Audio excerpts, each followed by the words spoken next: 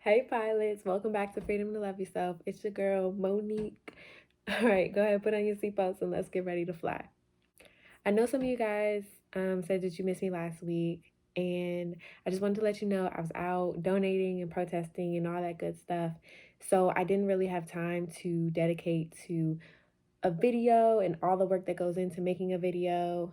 And I want to just say I loved seeing the outpour for Black lives and Black people over these past couple weeks across the nation and around the world.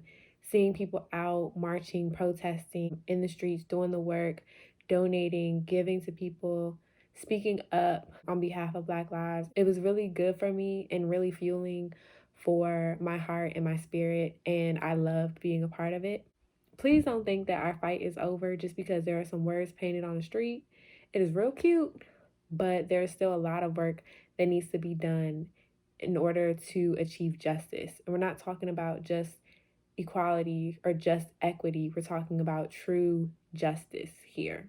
And if it hasn't been clear already, I want to make it very clear that I believe that Black Lives Matter, have always mattered, will always matter, no matter what.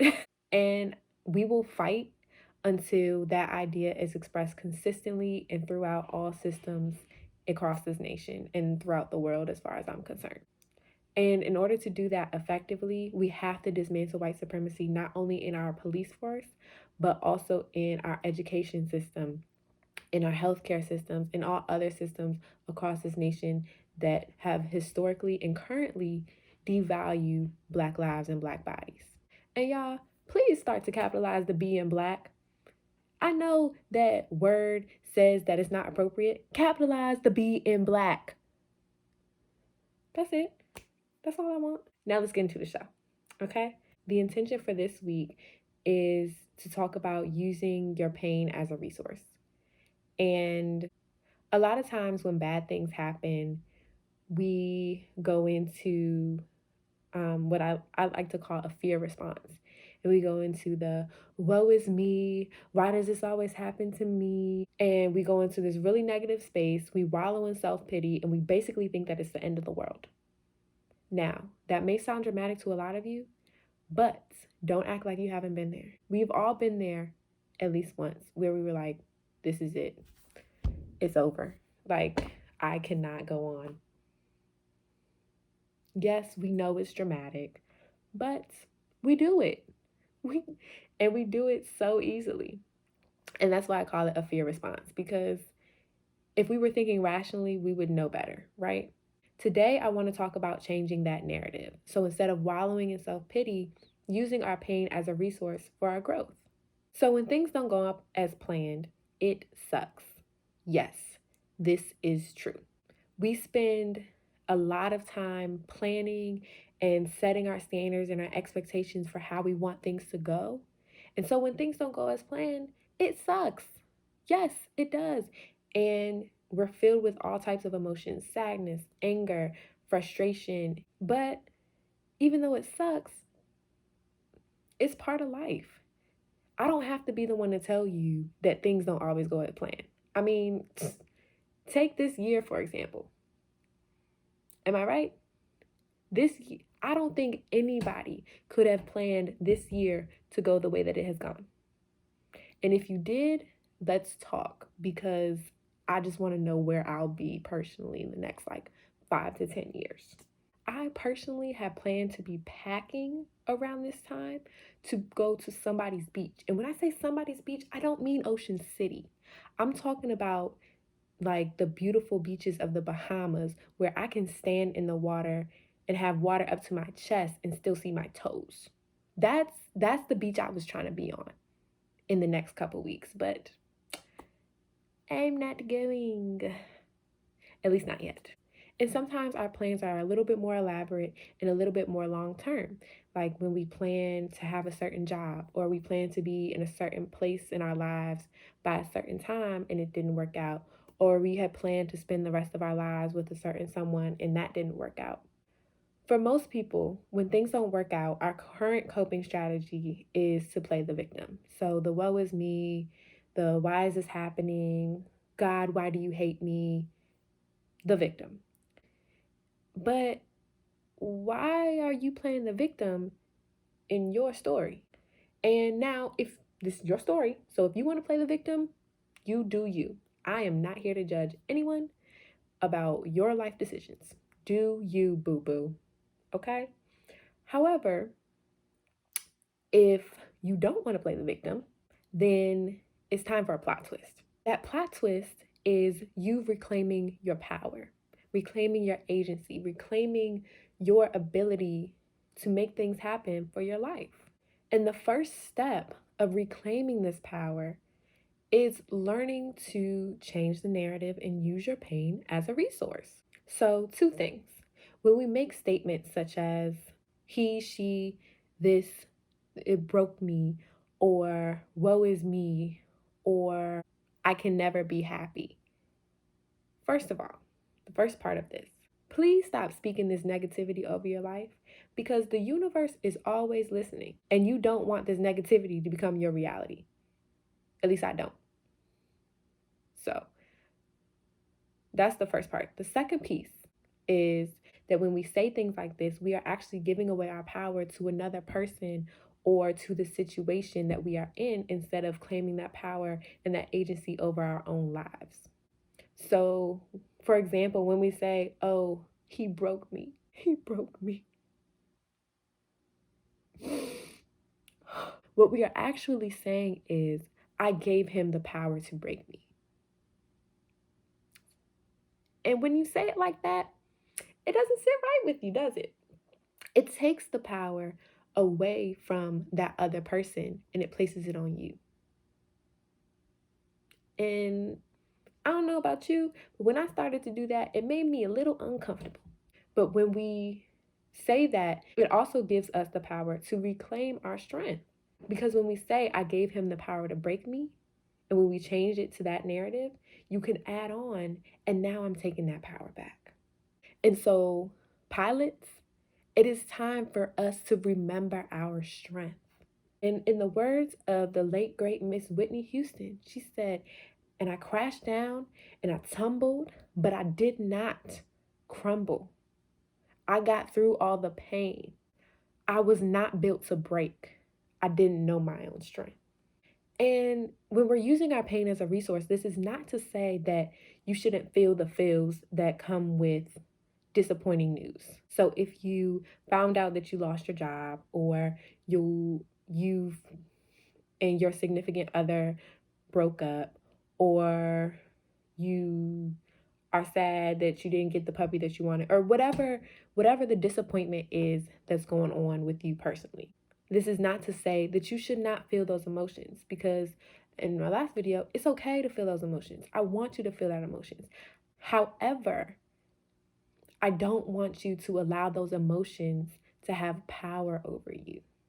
So, how do we change the narrative to ensure that we don't give away our power?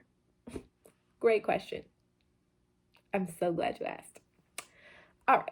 So, when something happens that sucks, instead of wallowing in it and wallowing in your pain, try to use it as an opportunity for growth. Instead of saying, why is this happening to me? Try, what can I learn from this? This really sucked. What can I learn from this? And when we flip the narrative and flip our mindset in this way, it goes from a negative to a positive. Because now, instead of woe is me, it's I've learned something new. Think about everything that has happened in your life, the good, the bad, the ugly, even the stuff that you will never speak about again, that you are taking to the grave with you. Yeah. All of that has helped you to become the person that you are now. And I know I don't only speak for myself when I say, I am glad that I am not the person I was 5 years ago. And the reason I'm not the person I was 5 years ago is because I have learned and I have grown. And I would not have grown in the way that I have if I had not been able to experience the pain that I felt. Y'all still with me? Right? Y'all still with me?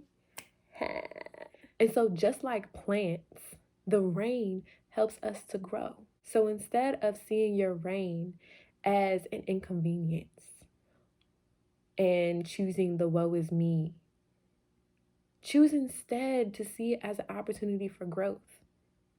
Like, yes, this hurts. It sucks right now, but I know it's going to make me a better person.